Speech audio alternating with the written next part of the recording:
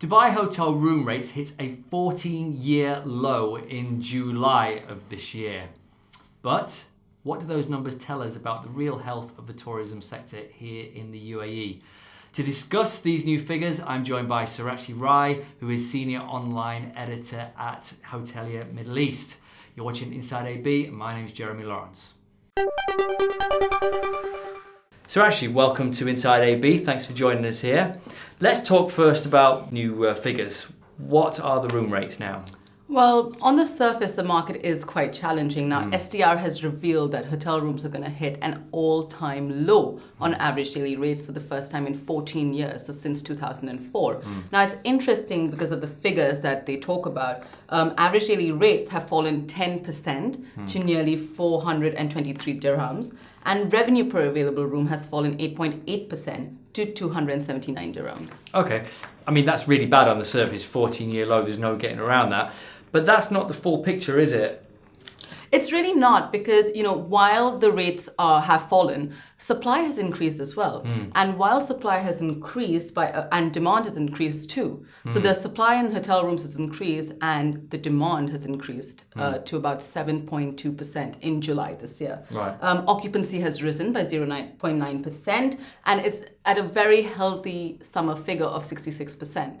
So it's not really that bad. It's just a challenging sort of market to be in right now. And this shows us that demand is still strong for hotel rooms in the region. Now, DTCM figures have also shown that there's a rise in tourism. We saw, 8.1 million tourists visiting Dubai in the first half of 2018, and it's on track to beat the 2017 figures, which was 15.8 million tourists, up to its goal of reaching 20 million tourists by 2020. Great. So we're not short of visitors then. Where's this growth coming from? Well, the growth in tourism is mainly coming from the three big markets, which is India, the UK, as well as Saudi Arabia. Now, that is, Dubai's biggest market so far. We're also seeing a rise in tourists from China. Now, the figures are up 9% with about, more than 400,000 tourists this year. Russia is also seeing a massive increase because of the ruble. They increased by about 74%, and they've also crossed the 400,000 visitor mark.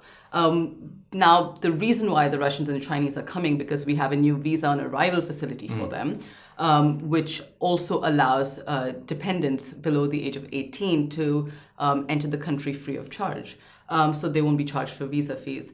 We're also seeing the VAT refund for tourists, which brings Dubai in line with international standards across all of the world. So tourists are really sort of excited for that as well.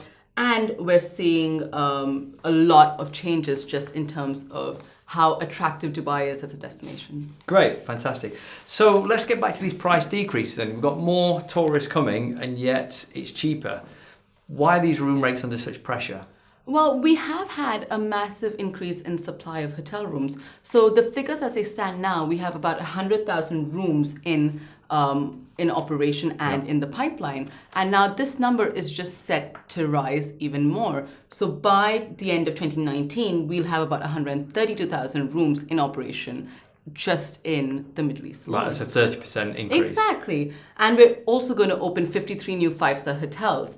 And we're on track with a lot more signings in the region. And it's not the end. Before this year is over, we're probably going to have a lot more signing and hotel openings as well.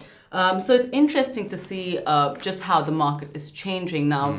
Dubai just has 20% of its hotel rooms that come under the mid-market range, which is 1 to 3 stars.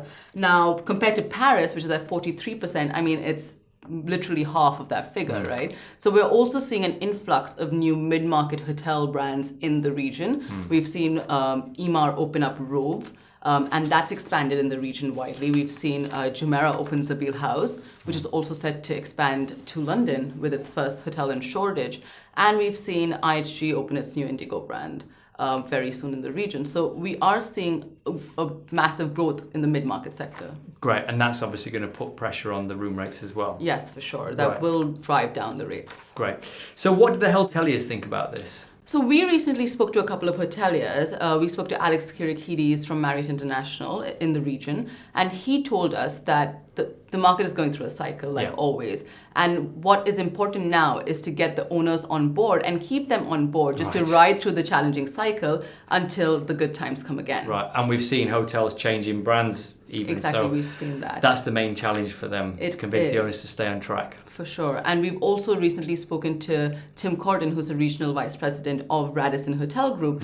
And he says, that while we may have opened up too many hotel rooms in too short an amount of time, it's nothing to be concerned of, because he sees that Dubai really working itself up towards its mass tourism appeal. So tourists will come, and he says that Expo 2020 will not be the end of it.